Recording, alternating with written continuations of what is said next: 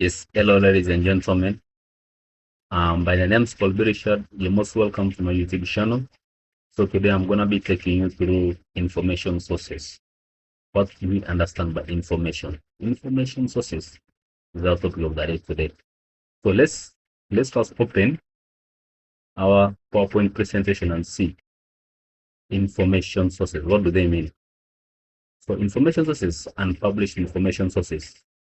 So based on our presentation outline, we are supposed to learn what we call definition of information, the major meaning of information actually, then primary versus secondary sources, scholarly versus popular, format types, journals, books, and conference papers, conclusion. So, in other words, let's go straight to the point where I understand the point, what information means. So, the definition of information is an information source is any medium which provides information.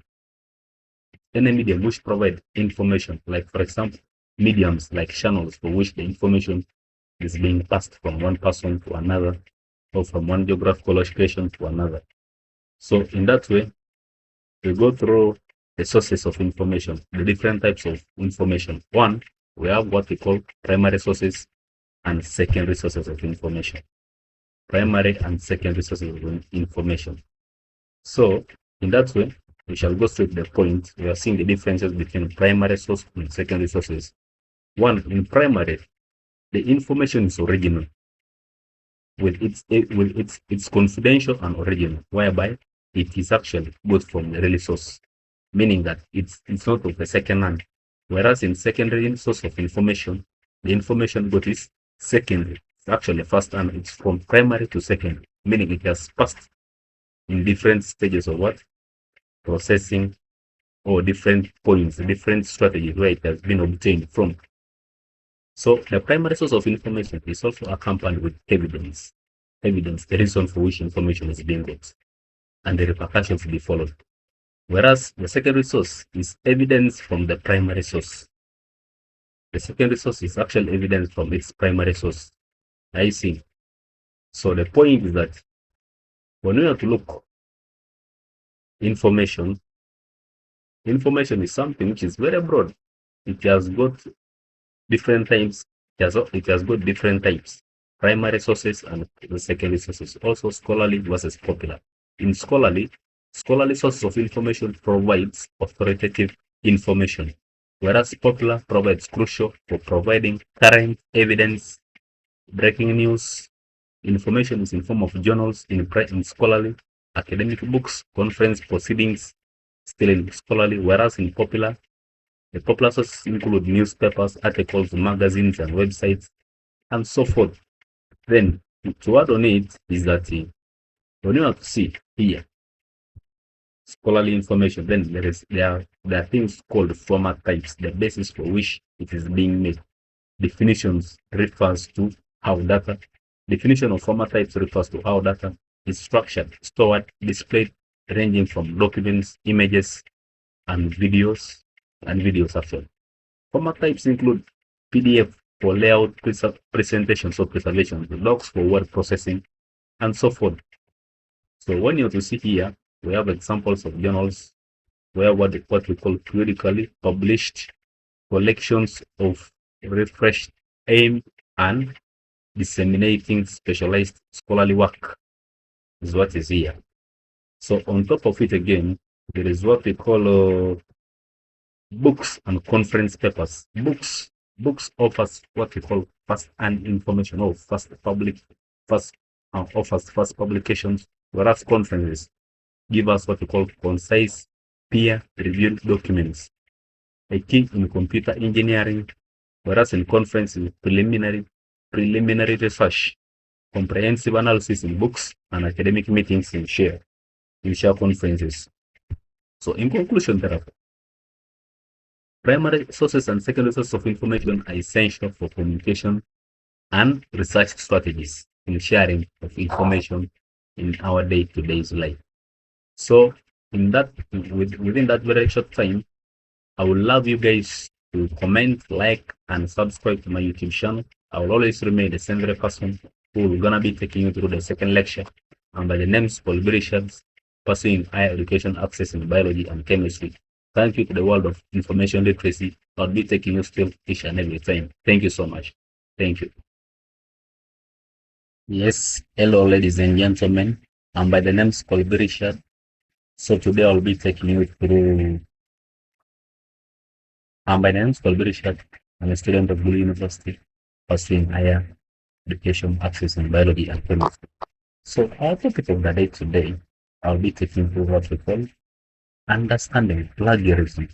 Plagiarism. What do you know by plagiarism? Plagiarism is a state of copying someone else's work without even proper citation, paragraphing as your own personal, as your own in actual sense.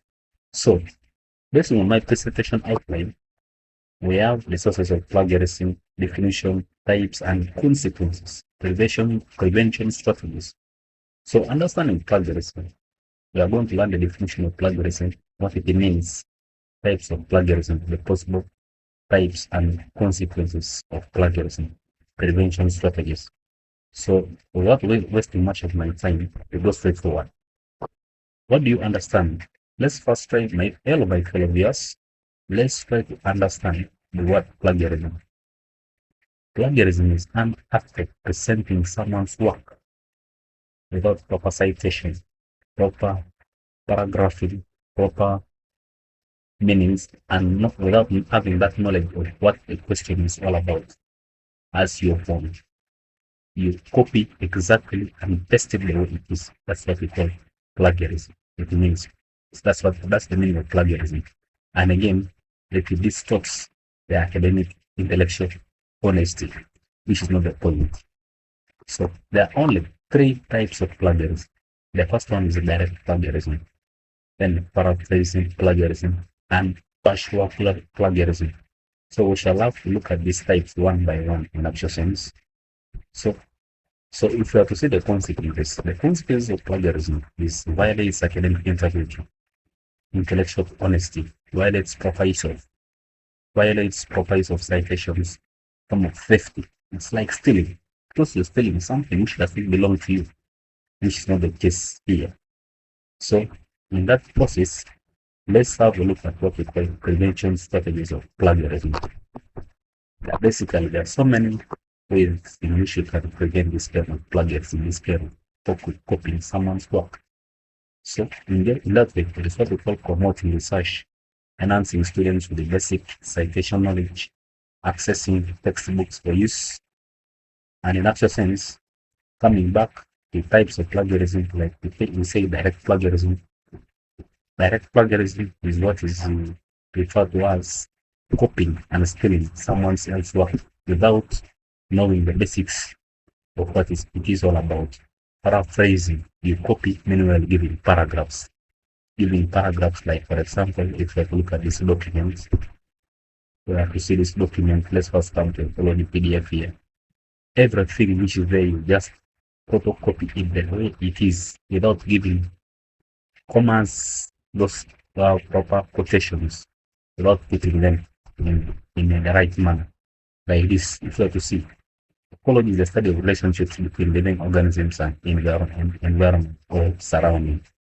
So when you come to this point, like for example, they're saying species is a group of organisms or individuals capable of interbreeding to produce fertile offspring. Someone out of his own stupidity can do what?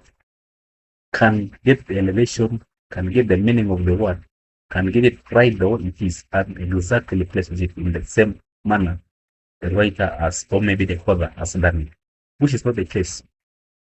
We need to summarize work. We need to make sure that our work should look clear and precise. Our work should look clear, concise, and precise, without issues of stealing, theft, violating the rules of academic honesty, which is not the case here.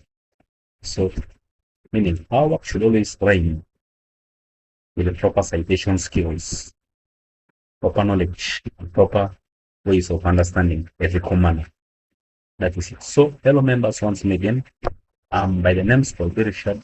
Once again, I will be taking you through this course units from the very first beginning up to the end. So, I would love you to comment, like, and share my YouTube. Comment, subscribe, and like my YouTube channels. We shall learn more and more when we get in touch each and every day. Thank you so much. I still remain as Oledi Richard, student of Lee University, pursuing biology and chemistry, bachelor's in biology and chemistry, or I access certificate in biology and chemistry. You're most welcome so much. Thank you. Bye-bye.